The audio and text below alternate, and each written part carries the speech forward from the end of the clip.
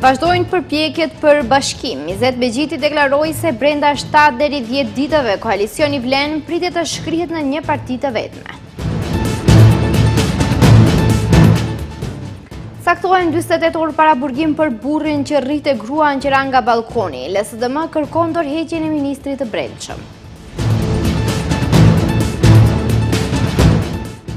Kryetari i Dianetit të Turqisë viziton Shkupin. Kreu i BFI-s deklaroi se simboli i bashkëpunimit me shtetin turk është ndërtimi i xhamisë së madhe. Në Kosovë, partitë politike po bëjnë përpjekjet e fundit vetëm pak kohë pas skadimit të afatit kushtetues për zgjedhjen e presidentit.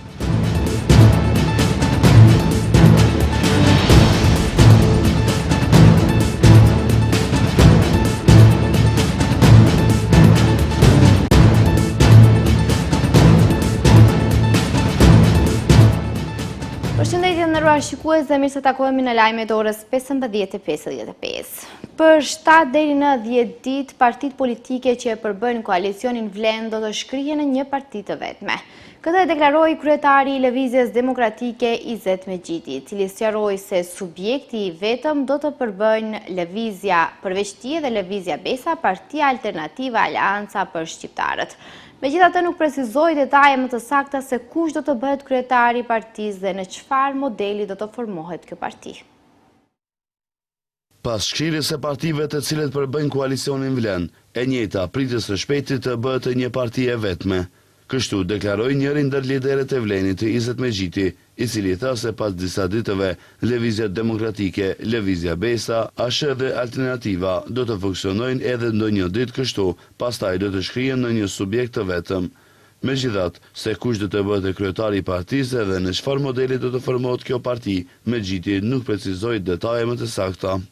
Po punohet intensivisht, pra po shkojmë drejt finalizimit, mbram e patëm edhe kuvendin e Lëvizjes Demokratike, unanimisht u vendos që të shkrihet, pra prioritet mbi prioritet është formimi, themelimi, funksionimi i Vlenit, edhe mendoj se në këtë frymje po shkohet drejt finalizimit. Asha do jenë për 3 ditë, një javë, 10 ditë, po jemi në finale. Begjitti komentoi edhe ndarjen në Aleancën për Shqiptarët e brenda Vlenit. I pyete se kush e përfaqëson ASH në Vlen, Azir Aliu apo Alben Fetai. Begjitti tha se me rëndësi është që të dy kanë marrë vendim që të shkrihen në Vlen si subjekt politik. Gjykata e ka caktuar 48 orë para burgim burrit që rrite gruan e cila ra nga balkoni bashkë me vajzën e saj para 2 ditëve. Me që ajo ka bërë shumë denoncime në polici për dhunë dhe nuk ishte marrë asnjë mas, LSDM kërkon dorëheqjen e ministrit të brendshëm, ndërsa VMRO kërkon që LSDM të mos përdor tragjedin për poena politike. Edhe pse i dyshuar për 3 vepra penale, nxitje për vetvrasje, shkaktimi dëmtimeve trupore që lidhen me dhunën në familje dhe rrezikimi i sigurisë, për bashkëshortin e gruas së re e cila para 2 ditë ra nga balkoni i banesës, u saktua para burgim 48 orësh. Këtë mas prokuroria tha se ka saktuar derisa të sigurohen prova në lidhje me dyshimet dhe derisa të kryen ekspertizat, analizat e kamerave dhe veprimet të tjera. Pas këtij rasti, LSDM-ja opozitare kërkon dorëheqjen e ministrit të brendshëm Pançe Toshkovskit. 2 vite denoncime për dhunë familjare, fizike dhe psiqike, 12 denoncime për bashkëshortin, i cili ka pasur edhe akuzat të tjera, kurse herën e fundit i kishte gjetur edhe drogë. Institucionet ishin alarmuar, ishte denoncuar, kishte dyshime, kishte indicje për rrezik dhe me reagimin e tyre jo adekuat nuk i kanë mbrojtur viktimat. Ndërsa VMRO i përgjigjet LSDM-s duke i kërkuar asaj që të mos përdor tragjedit për poena politike. LSD kur është në opozit i përdor tragjedit për poena politike. Rasti i Neshkovskit, Tamarës së vogël, lagjes së trimave, liçenit të Smilkovës dhe shumë raste të tjera. Para se të vijë në pushtet premtonte drejtësi dhe thoshte se do të zbardhej ndonjë e vërtet e cila fshiheshte pas këtyre tragjedive. Kur erdhën në pushtet, i haruan si të kishin amnezi. Një grua 31 vjeçare me vajzën e saj 6 vjeç të hënën rreth orës 14 kishin rënë nga balkoni i ndërtesës ku jetonin. Më pas MPB njoftoi se Ndjera shumë herë kishte denoncuar bashkëshortin në polici për dhunë në familje, por në të gjitha rastet e kishte tërhequr padin. Të njëjtën gjë e kishte bërë edhe 2 orë para se të ndodhte tragjedia. Bashkëshorti i saj kishte dosje kriminale dhe në dhjetor të vitit të kaluar ishte kapur me 20 pako drogë. Raporti i revizionit tregon se në Ministrinë për Marrëdhënie ndërmjet bashkësive janë kryer pagesa pa shkuar në punë. Parregullësia janë konstatuar edhe në programin për financimin e shoqatave dhe fondacioneve për vitin 2023. Enti shtetëror i revizionit ka konstatuar një sër parregullësish në punën e Ministrisë për Marrëdhënie ndërmjet bashkësive për vitin 2024. Në raportin e publikuar theksohet se revizorët kanë gjetur mungesa të mjeteve materiale dhe shpenzime të diskutueshme. Nga inventari mungojnë 30 laptop, ndërsa inventarizimi mjeteve dhe detyrimeve është kryer në mënyrë jo të plotë. Raporti thotë se rreth 28% e mjeteve themelore me vlerë mbi 25.000 euro nuk janë gjetur gjatë kontrollit vjetor. Raporti evidenton edhe pagesë të 61% të pagave për të punësuarit, pa dëshmi për praninë e tyre në vendin e punës. Revizorët vlerësojnë se kjo tregon dobësi serioze në kontrollin e brendshëm dhe në menaxhimin e burimeve njerëzore. Parregullësia janë konstatuar edhe në programin për financimin e shoqatave dhe fondacioneve për vitin 2023. Gjatë kontrollit të dokumentacionit për realizimin e programit për financimin e aktiviteteve të shoqatave dhe fondacioneve për vitin 2023, është konstatuar se 33 shoqatave dhe fondacioneve u janë paguar mjete në vlerë prej 19.800 milion denarësh, përkatësisht 320.900 euro. Probleme janë evidentuar dhe të shpenzimet për karburant. Janë paguar rreth 516.000 denar pa kontroll të targave dhe llojit të karburantit, duke lejuar furnizim edhe për automjete që nuk janë në pronësi të ministrisë. Në procedurat e prokurimit publik janë vërejtur edhe çmime jashtëzakonisht të ulta, përfshirë ofertë prej 0.01 denar, por orë pune për servisimin e automjeteve, pa u kërkuar serime nga komisionet. Në disa raste janë faturuar edhe çmime disa herë më të larta se sa oferta e planuar. Kuvendi i Maqedonisë së Veriut ka zgjedhur sot 2 zëvendës ministra të rinj duke plotësuar vendet vakante në Ministrinë e Arsimit dhe në Ministrinë e Mbrojtjes. Për zëvendës ministër të Arsimit është emëruar Driton Sulejmani, i cili vjen në këtë detyrë pas dorëheqjes së Lulzim Aliut nga posti. Ndërkohë Admir Shabani është zgjedhur zëvendës ministër i Mbrojtjes, duke plotësuar kështu një pozitë që kishte mbetur e zbrazët prej disa muajsh pas largimit të Tironja Jagës nga Partia Arben Taravarit. Kujtojmë se të 2 zëvendës ministrat janë propozuar nga koalicioni Vlen.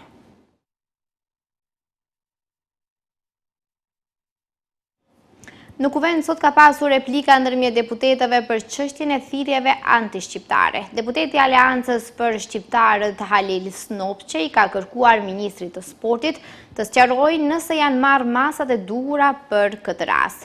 Ministri Borko Ristovski deklaroi se problemet mes grupeve të tifozëve janë probleme shumë dekatëshe, ndërsa sipas tij të gjithë do duhej të punojnë për qetësimin e tensioneve. Deputeti i Aleancës për Shqiptarët Halil Snopçe sot nga foltorja e kuvendit ka reaguar ndaj fyerjeve antishqiptare që u bën gjatë ndeshjes së futbollit mes Vardarit dhe Bashkimit. Snopçe ka akuzuar FFM-n dhe referin e ndeshjes se nuk kanë reaguar ndaj fyerjeve të tifozëve, ndërkaq ka kërkuar llogari nga ministri i sportit se çfarë aktivitete kanë ndërmarrë për të zgjidhur këto probleme. Pyetja ime zoti ministër është se çka keni ndërmarrë si ministri i sportit në këtë drejtim? A keni komunikuar me kryetarin e lidhjes futbollistike? Çka ju ka raportuar ai? A keni komunikuar me ministrin e punëve të brendshme? A e keni pyetur ministrin? Mos vallë policia ka qenë e ashpër në një ndeshje sportive, duke mbajtur anë dhe jo duke qenë në nivelin e detyrës së saj. Dhe çka është mendimi juaj në lidhje me këto incidente? Ndërkaq ministri i sportit Borko Ristovski ka bërë thirrje deputetit që të mos e politizoj këtë problem. Ai tha se Ministria e Sportit po punon dhe veç më ka pasur takime me disa grupe të tifozëve për të qetësuar situatën. Problemet mes grupeve të tifozëve janë probleme shumë dekadëshe. Mendoj se të gjithë së bashku duhet të punojmë në qetësimin e tensioneve edhe të punojmë së bashku që dal nga dal të ulet e presion dhe me kalimin e kohës të zhdukët, sepse më të vërtet nuk është e lehtë as për Ministrinë e Brendshme, as për kryetarin e Federatës dhe në fund të ditës as për sportistët që janë pjesë e asaj ngjarje të pakëndshme. Kujtojmë se më 21 shkurt gjatë ndeshjes Bashkimi Vardari, tifozët Maqedonas Komitet kanë brohuritur thirrje raciste ndaj shqiptarëve. Pas kësaj FFM-ja dënoi skuadrën e Vardarit me një ndeshje pa publik dhe gjop prej 5.000 eurove për shkak të organizimit të dobët të sfidës dhe thirrjeve fyese në baza nacionaliste të tifozëve të tyre. Presidenti i Turqisë Recep Tayyip Erdogan pritet që këtë pranverë të vizitojë Maqedoninë e Veriut. Këtë e konfirmoi sot kryeministri Kristian Mickoski në parlament duke u përgjigjur një pyetje parlamentare nga deputeti Sali Murat në lidhje me marrëdhënie dypalëshe me Turqinë.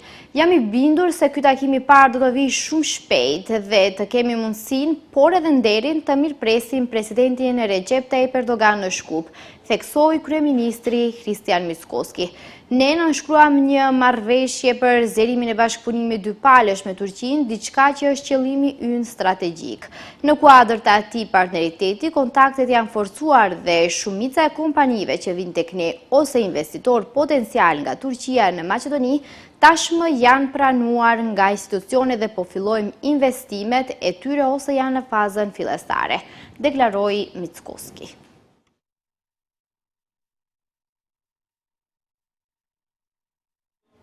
Në Shkup, sot është mbajtur një aktivitet sensibilizues për rreziqet që sjellën mbi pesha dhe obezitetin në shëndetin e qytetarëve. Në këtë aktivitet u theksua rëndësia e parandalimit diagnostikimit të hershëm dhe ndryshimit të stilit të jetesës si hapa kyç në luftën kundër mbipeshës. Me rastin e ditës botërore të mbipeshës, sot u mbajt një aktivitet sensibilizues me qëllim rritjen e ndërgjegjësimit për rreziqet që sjellën mbipesha dhe obeziteti në shëndetin e qytetarëve. Në këtë ngjarje morën pjesë përfaqësues të institucioneve shëndetësore, profesionistë të fushës së mjekësisë, si dhe përfaqësuesi aktual i Organizatës Botërore të Shëndetësisë për Maqedoninë e Veriut, Dr. Akim Ali. Ndërkaq, mes folësve ishte edhe drejtori i Klinikës Universitare të endokrinologjisë, diabetit dhe çrregullimeve metabolike, Dr. Irfan Ahmeti, i cili theksoi rëndësinë e parandalimit, diagnostifikimit të hershëm dhe ndryshimit të stilit të jetesës si hapa kyç në luftën kundër mbipeshës. Të gjithë janë të prekur, mirë po gjithsesi se alarmin do ta ngrisim ne tek të fëmijët dhe tek të rinjt për arsye se fatkeqësisht, si tham, obeziteti ka komplikacione dhe sa më i ri që jetë obez, aq më shumë rreziku për paraqitjen e komplikimeve në moshë më të re është më i madh. Duhet të intervenojmë në qasjen e obezitetit, në atë qasje multidisciplinare, në qasjen që nga themeli të ndryshojmë veset e këqija. A i thot se duhet parandaluar mënyra e keqe të ushqyerit, qoftë përdorimin e ushqimeve që kanë shumë sheqerna, pijeve me sheqerna dhe mos aktivitetin fizik. A i shton se duhet i nxisin fëmijët dhe të rinjt që të merren më tepër me aktivitet fizik dhe të shmangin qëndrimin para ekranëve dhe po ashtu ngrit alarmin në rregullimin e gjumit që një fëmijë, një i rritur të ketë gjumë kualitativ, do të thot gjumë nate, jo gjumë dite, sepse siç thot ai, edhe gjumi është një nga shkaktarët që mund të jetë arsyeja e shfaqjes së obezitetit. Në seancën e pyetjeve të deputetëve, deputeti Skender Xhepi Zejdi ka deklaruar se Maqedonia e Veriut është bërë Kolumbia e Europës. Ai ka përmendur se këto kartele ndodhen në pjesën lindore të Maqedonisë, ku prodhohen me tonelata drogë. Për këtë çështje ka ngritur pyetje edhe deputeti Halil Snopçe. Për ne është pyetja se sa tonelata tjera kanë kaluar dhe gjitha këto mbarojnë në shtetet e Evropës. Fatkeqësisht jemi bë në fjalë të plot Kolumbi e Evropës dhe mund ta imagjinoj reagimin e gjithë opinionistëve patriotëve, analistëve, mediave, po të kishin qenë këto kartele drogësh në pjesën perëndimore të Maqedonisë së Veriut, respektivisht Tetrov, Gostivar, Kërçov, mund ta imagjinoj se sa jave, muaj do kishme qenë pjesë mediave, po sigurisht duke anatemuar shqiptarët në këtë vit. Бидеме достоинствени и коректни. Зошто не го затворите директорот на царина кој псани од таму поминале 5 тони марихуана? Së shpejti shkolla fillore 7 marsi do të bëhet me një pishinë moderne. Kryetari i komunës së Çajirit Izet Megjiti, i shoqëruar nga Ministri i Ekologjisë Muhamet Hoxha, zëvendësministra dhe deputet sot vendosën kurthemelin e këtij projekti që do të kushtojë rreth 1 milion euro. Shkolla fillore 7 marsi në komunën e Çajirit së shpejti do të bëhet me një pishinë moderne, i cili do të kushtojë rreth 1 milion euro. Kryetari i komunës së Çajirit, Izet Megjiti, i shoqëruar nga Ministri i Ekologjisë Muhamet Hoxha, zëvendësministra dhe deputet, sot vendosën kurthemelin e këtij projekti, i cili tha se do t'i shërbejë nxënësve dhe të gjithë komunitetit. Megjiti sqaroi se objekti sportiv do të ketë dimensione bashkëkohore me gjatësi 25 metra dhe gjerësi 8.80 metra, ndërsa thellësia e pishinës do të jetë e përshtatur për mësim dhe stërvitje. Ky investim krijon kushte të përshtatshme që çdo nxënës të mësojë notin dhe të zhvillojë aftësitë sportive në kushte të sigurta. Hapet mundësia për organizimin e garave lokale dhe për ngritjen e sportit të notit në nivel më të lartë. Parashihet zhvillimi i notit sinkron, zhytjes dhe formimi i kuadrave të reja si trajner dhe shpëtues në ujë. Megjiti njoftoi se pishina do të pajiset me garderoba të veçanta, dushe, hapësira për trajner dhe pajisje moderne, duke përmbushur standardet e sigurisë dhe efikasitetin energjetik. BDI sot ka kritikuar kreun e komunës për ndërtimet e paligjshme në Çajir. Sipas partisë opozitare, këto ndërtime po bëhen me tolerim të institucioneve komunale. BDI njoftoi se do të fillojë identifikimin e çdo parcele dhe çdo hapësire publike ku tentohen të ndërtohen ndërtime të paligjshme. Bashkimi Demokratik për Integrim ka reaguar për vazhdimin e ndërtimeve të objekteve të banimit në mënyrë të paligjshme në Çajir. Sipas BDI-s, këto ndërtime po bëhen me tolerim të institucioneve komunale. Arianit Ademi nga BDI theksoi se pasojat janë të qarta, si rrugë të bllokuara, mungesë parkingu, presion mbi infrastrukturën dhe humbje hapësirave publike. Ata jetojnë në komuna të tjera si Buteli, ndërsa Çajirin e përdorin si vend për përfitime financiare nga ndërtimet. Kjo situatë nuk mund të vazhdojë. Sot i bëjmë thirrje publike komunës së Çajirit të ndaloj menjëherë çdo tolerim ndaj ndërtimeve të paligjshme dhe çdo marrëveshje që lejon uzurpimin e hapësirave publike. Sipas Ademit, institucionet ndëshkuese kanë detyrim ligjor të veprojnë dhe nëse nuk veprojnë, përgjegjësia do të jetë e tyre. Ademi bëri të ditur se BDI Çajir do të fillojë identifikimin e çdo parcele dhe çdo hapësire publike ku tentohen ndërtime të paligjshme dhe siç njoftoi ai, çdo rast do të bëhet publik dhe do të denoncohet para institucioneve kompetente. Në Shkup sot po qëndron kreu i kryesisë së çështjeve fetare të Turqisë Safi Arpaush, i cili është takuar me kryetarin e Bashkisë Fetare Islame Shaqir Fetahun. Fetahi tha se ndërtimi i xhamisë së madhe në Shkup ka rëndësi të veçantë për besimtarët, ndërsa të njëjtën është angazhuar edhe vetë presidenti Recep Tayyip Erdogan. Ndërsa Arpaush tha se për besimtarët nuk ka kufi ndarës. Kreu i Bashkisë Fetare Islame Shaqir Fetahu ka pritur në takim zyrtar në Shkup kreun e kryesisë së çështjeve fetare të Turqisë Safi Arpaush.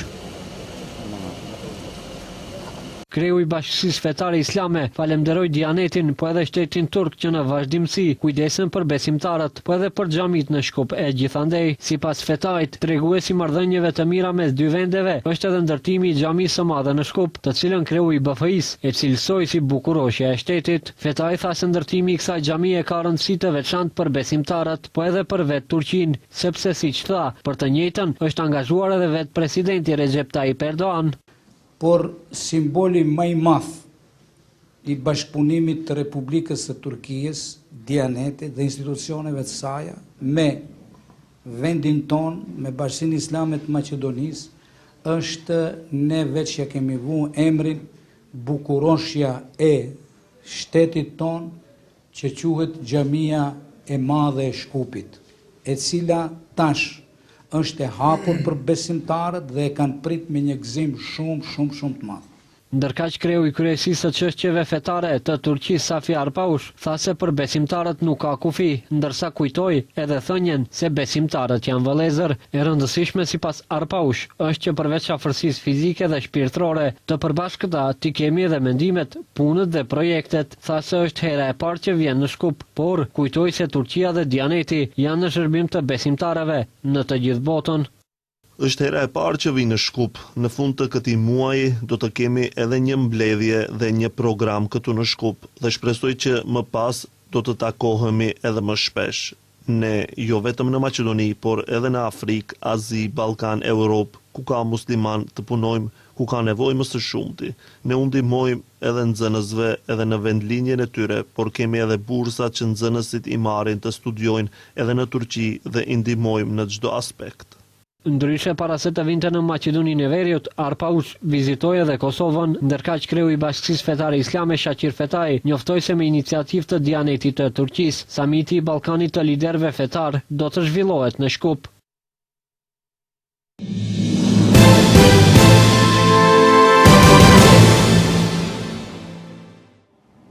Kosova ka hyrë në orët vendimtare për zgjedhjen e presidentit. Presidentja Vjosa Osmani përfundon mandati më 4 prill. Sipas kushtetutës, kuvendi nëse dështon ta zgjedhë presidentin jo më vonë se 30 ditë para përfundimit të mandatit të presidentit aktual, atëherë shteti shkon në zgjedhje të reja. Ka pasur interpretime të ndryshme se a duhet të jetë kjo datë 4 apo 5 mars. Kryeparlamentarja Albulena Haxhiu pati thënë se është 4 marsi, në LDK një ditë më herët u shprehën se afati përfundon më 5 mars. Për zgjedhjen e presidentit kërkohen të paktën 80 vota në njërin nga 2 raundet e para të votimit, ose 61 vota në raundin e tretë nga gjithsej 120 deputet sa i ka kuvendi. Sipas kushtetutës, për ta propozuar një kandidat për president nevojiten të paktën 30 nënshkrime të deputetëve. Lëvizja vetëvendosje i ka 57 deputet, ndërsa asnjë parti tjetër nuk i ka e vetme 30 vota.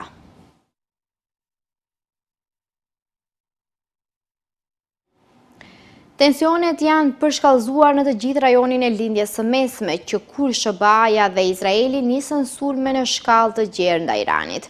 Komanda qendrore e SBA-s njoftoi se mbi 50.000 trupa, 200 avion luftarak dhe 2 transportues aeroplanësh po marrin pjesë në sulme. Ministri i jashtëm i Turqisë Hakan Fidan tha se strategjia e Iranit për të bombarduar të gjitha vendet e Gjirit pa bërë dallime është një strategji jashtëzakonisht e gabuar. Ushtria izraelite tha të mërkurën se ka nisur sulma aerore në shkallë të gjerë që shënjestrojnë vendodhjen iraniane në kryeqytetin Teheran. Tensionet janë përshkallëzuar në të gjithë rajonin që kur SBA-ja dhe Izraeli nisën sulmet në shkallë të gjerë ndaj Iranit të shtunën. Sipas komandantit të komandës qendrore të SBA-s Brett Cooper, mbi 50.000 trupa, 200 avion luftarak dhe 2 transportues aeroplanësh po marrin pjesë në sulme. Forcat amerikane dhe izraelite kanë goditur gati 2.000 objektiva në të gjithë Iranin, duke përdorur më shumë se 2.000 municione që nga fillimi i fushatës. Ne gjithashtu përfundosim marinën iraniane, të gjithë marinën, deri më tani kemi shkatëruar 17 anije iraniane. Sipas ankesave të paraqitura në një organ mbikëqyrës amerikan, komandantët u kanë thënë antarëve të shërbimit amerikan në çdo deg të ushtrisë se lufta SBA-Izrael kundër Iranit ka për qëllim të shkaktojë fundin e kohërave biblike ose Armagedonin. Komandanti ynë na nxiti t'u thonim trupave tona se kjo ishte e gjitha pjesë e planit hyjnor të Zotit dhe ai ju referua konkretisht citimeve të shumta nga libri i zbulesës që i referohen Armagedonit dhe kthimit të afërt të Jezu Krishtit, tha një nën oficer në një ankesë me email të paraqitur në Fondacionin e Lirisë Fetare Ushtarake. Lufta që filloi të shtunën veç më po sjell pasojat e para ekonomike.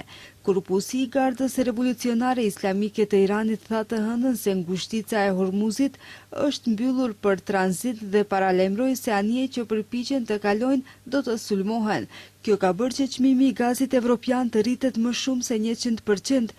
Kryeministri spanjoll Pedro Sánchez paralajmëroi sot se sulmet e SBA-s dhe Izraelit ndaj Iranit rrezikojnë të shndrohen në një konflikt të zgjatur që mund të rrisë koston e jetesës në mbar botën dhe kërkoi respekt për të drejtat ndërkombëtare.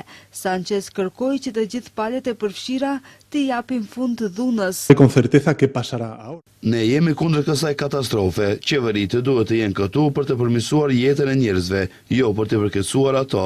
Është e papranueshme që disa përdorin mjekullin e luftës për të fshehur dështimet e tyre dhe gjatë rrugës mbushin xhepat e të njëjtëve pak njerëz si gjithmonë. Të martën presidenti i SBA-s Donald Trump kërcënoi të ndërpres tregtinë me Spanjën duke e quajtur atë një aleat të tmerrshëm. Sánchez nuk përmendi drejt për drejt kërcënimet e Washingtonit kundër Spanjës, por tha ne nuk do të kemi frikë nga hakmarrja. Nga ana tjetër, ministri i jashtëm i Turqisë Hakan Fidan tha se strategjia e Iranit për të bombarduar të gjitha vendet e gjirit pa bërë dallime është një strategji jashtëzakonisht e gabuar. Ai tha se përpjekjet tashmë janë duke u bërë për të formuar një qendrim të përbashkët me disa vende, duke shtuar si rajon po punojmë për mënyrën se si të parandalojmë që situata të përkeqësohet. Presidenti i Serbisë Aleksandar Vučić ka thënë se Shtetet e Bashkuara të Amerikës u përgatitën më shumë për sulmin ndaj Serbisë më 1999 se sa ndaj Iranit tani. Nga deklarata e tij të mërkurën, Vučić i la të kuptohet se nuk beson në epërsinë amerikano-izraelite në këtë konflikt. Nuk kuptoi asgjë, u bën përgatitje më të mëdha për Serbinë e vogël se sa për Iranin. Gjithçka është bërë disi sipërfaqësore, ka thënë Troç, dhe pasojat janë katastrofike. Ne do të miratojmë masa dhe do t'ju informojmë për gjithçka të shtunën ose të dielën, ka thënë Vučić. Ai vlerëson se situata është serioze dhe potencialisht destabilizuese në aspektin global. Nuk e kuptoj kush e ka planifikuar këtë dhe çfarë kanë menduar se vrasja e Khameneit do të ishte fundi. Për një muaj i kam thënë se Amerika do ta sulmoj Iranin, më bën budalla, e kur ndodh atëherë thon shteti ndihmë. Të gjithë hynë në të papërgatitur përveç Iranit. Është lehtë, por nuk ka lehtë. Çfarë do të bënim tani po të mos kishim rezerva të naftës dhe gjithçka tjetër, është shprehur Vučić.